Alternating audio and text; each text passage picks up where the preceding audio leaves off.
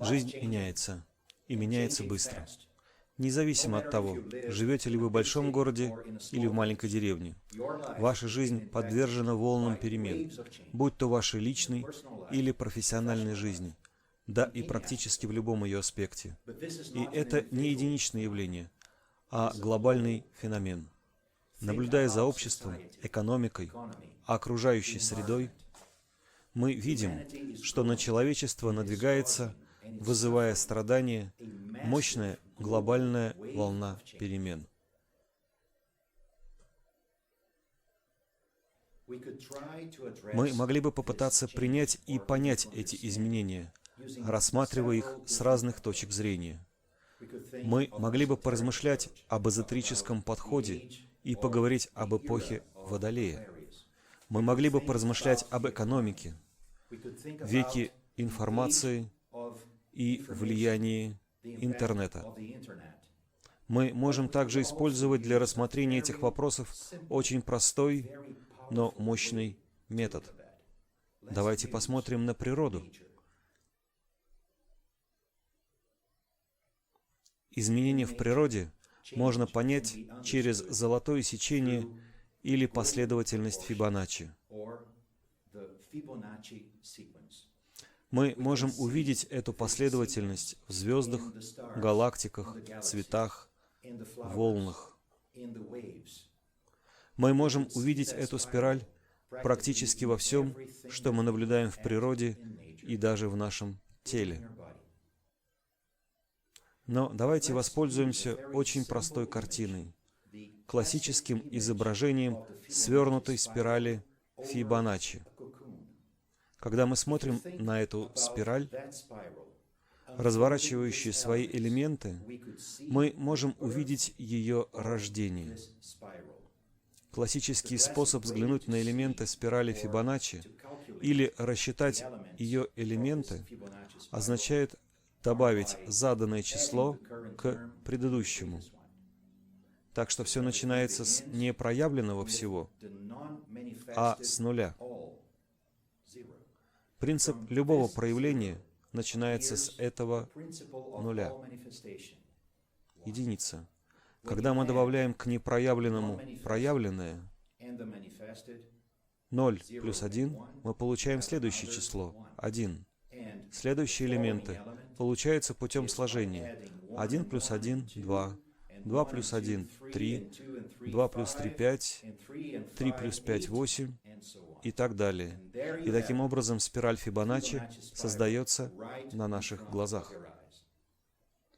Но если бы мы взяли эту спираль и вместо того, чтобы скрутить ее в кокон, нарисовали бы линию последовательных точек соединения, как бы это выглядело? Если бы мы подумали о десятилетиях, которые прошли с периода серьезных разрушений прошлого века, с Великой войны, о совокупных воздействиях изменений, длящихся десятилетие за десятилетием, то это была бы кривая более или менее похожая на эту. Теперь представьте, что это только один аспект вашей жизни. Подумайте о своих отношениях, своей работе, об изменениях окружающей среды, о волнах информации, которые влияют на вас каждую секунду. Если мы объединим все быстро растущие кривые, какое изображение мы получим? Эта линия изменений будет выглядеть примерно так.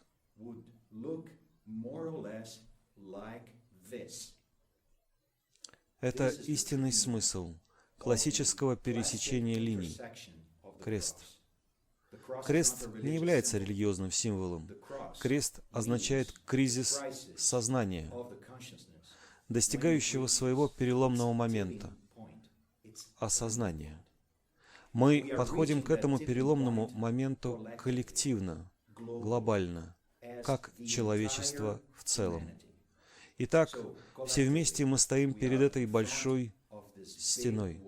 Это большой контраст между нашей повседневной, горизонтальной жизнью и совершенно новым вертикальным измерением нового состояния сознания и жизни, настигающего нас как огромное цунами. Это цунами изменения сознания. Многие люди знают или имеют представление об этом изменении, и как следствие, люди во всем мире ищут ответы, ключи для решения этого противоречия между нашей повседневной жизнью и новым состоянием сознания, которое должно наступить. Люди отчаянно ищут ответы и снаружи, и внутри себя, используя традиционные и новые инновационные методы, используя разные способы. Очевидно, все эти инициативы очень важны, но то, что мы хотели бы предложить для ваших размышлений, это совершенно другая точка зрения. Потому что ключ этого изменения находится точно в центре, на пересечении двух линий, в точке, в которой горизонтальное и вертикальное измерение нашей жизни встречаются друг с другом. Это центр человеческого сознания, в котором существует совершенно другой принцип, универсальный принцип, универсальный ключ, источник совершенно новых ответов, чтобы определить и, самое главное, использовать этот источник, этот ключ. Необходимо, чтобы мы пережили самую настоящую самореволюцию. Одним из многих символов, которые использовались в прошлом, чтобы охарактеризовать этот процесс самореволюции, процесс преображения себя, является алхимия. Таким образом, алхимия — это не старая, темная, утраченная наука или псевдонаука. Алхимия — это символ. Символ трансформации, преобразования, которое должно происходить внутри нас. Из бесчисленных символов алхимии мы выбрали картину этой королевской пары, короля и королевы, потому что они представляют суть или даже краеугольный камень того преобразования, о котором мы говорим. Королевская пара не означает идеальную пару. И это не символ чего-то далекого от нас. Королевская пара представляет собой два полюса нашего собственного сознания, универсального полюса и полюса человека, Солнце и Луну. И они должны встретиться в вашей жизни, на дереве вашей жизни, в вашей естественной жизни, чтобы отпраздновать это единство, этот союз, чтобы создать совершенно новое состояние сознания. Алхимия — это процесс, который происходит в очень четкой последовательности. Это порядок внутренних изменений. Чтобы лучше понять, как этот процесс может происходить в нас, используем классическую и очень красивую картину, созданную Леонардо да Винчи. Это виртуианский человек, который также отображает, как наше собственное тело является выражением правила золотого сечения. Глядя на виртуианского человека и пытаясь найти центр этого изображения, где он находится, вы можете найти этот центр? Когда вы найдете центр круга, вы увидите, что он расположен между солнечным и крестцовым сплетениями. Другими словами, в центре нашего биологического «я». Это показывает, что центр тяжести обычного человека находится на уровне подсознания и бессознательного. И все это является движущей силой для нашего повседневного поведения. Но когда в нас, как новое солнце, проснется этот универсальный принцип, и когда он будет отражен в центре нашей души, в центре нашего сознания, который является его зеркалом, Луной, тогда центр всей нашей жизни как бы сместится с этой эгоцентричной точки в нас, к чему-то совершенно новому. Центр нашей жизни будет вознесен к сердцу. В этот момент мы становимся искателями того, что нам неведомо, искателями истинной реальности, совершенного откровения, которое мы не можем описать словами, но которое мы интуитивно узнаем, когда встречаем. Итак, когда этот универсальный принцип в нас активизируется и касается глубочайшего центра нашего сознания, наше сознание начинает функционировать в прямом контакте и взаимосвязи с ним. В самом начале это короткие, как бы молнии в небе, мгновения.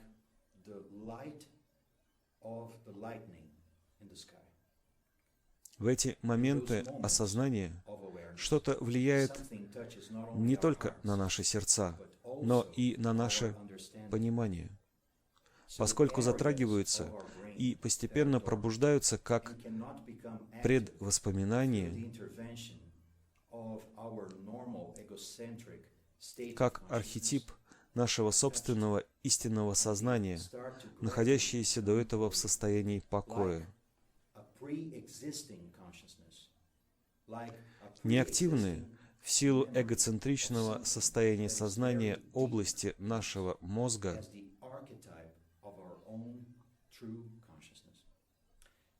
этот процесс может занять много времени и даже несколько жизней, несколько воплощений. Это может быть серия инсайтов. Но когда эти инсайты становятся потоком от нашего сердца к нашей голове, тогда может возникнуть новый способ функционирования сердца и головы. Наша голова и наше сердце, которые до сих пор действовали отдельно, были разделены, могут, наконец, объединиться. Таким образом, в наших сердцах появляется новая идентичность, новое единство с универсальным принципом. Это единство меняет наше восприятие себя. Это источник совершенно новых знаний о себе. Самосознание, которое постепенно раскрывает наше собственное сознание. Истинные мотивы наших действий. Таким образом, наши подсознательные и бессознательные мотивы, наш внутренний мир становятся видимыми для этого принципа нового сознания. Настоящая движущая сила, настоящие мотивы, поддерживающие нашу жизнь в постоянном движении, станут видимыми для внутреннего ока нашей души. И когда внутренний мир становится достаточно видимым, и эта новая сила нового сознания затронет, пробудит и изменит не только наши сердца и наши головы, но и наши действия, наши руки, тогда будет создан первый виток, петля, цикл нового сознания. В терминологии универсального учения это называется новым сознанием, просветленным сознанием, даже новой, просветленной, озаренной душой. Не случайно, что мы видим здесь поток энергии, новый поток энергии, который циркулирует через нашу нервную систему, симпатическую и парасимпатическую. Но мы также видим здесь леминискату, символ вечности, символ нового сознания, которое появилось в нас. Сознание тогда, наконец, может естественно соединиться с универсальным принципом, находящимся в микроуниверсуме, в микрокосмосе. Этот принцип не просто точка в центре, но универсальное поле манифестации, в котором мы живем, универсальная сфера микрокосмоса. Этот универсальный аспект — сам Дух, высшая сила идеации во всей Вселенной. Наконец-то она может объединиться со структурой сознания. Посредством этого соединения с системой центрального змеиного огня не только сознание превращается в универсальное, духовное сознание, сознание духа души, но и 4 тела человека алхимически преобразуются. Речь идет о 4 телах нашей личности.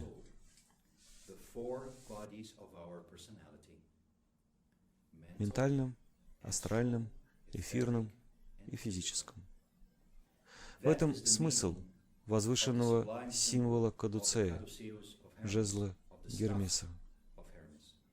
Это символ естественных изменений, которые могут в нас произойти.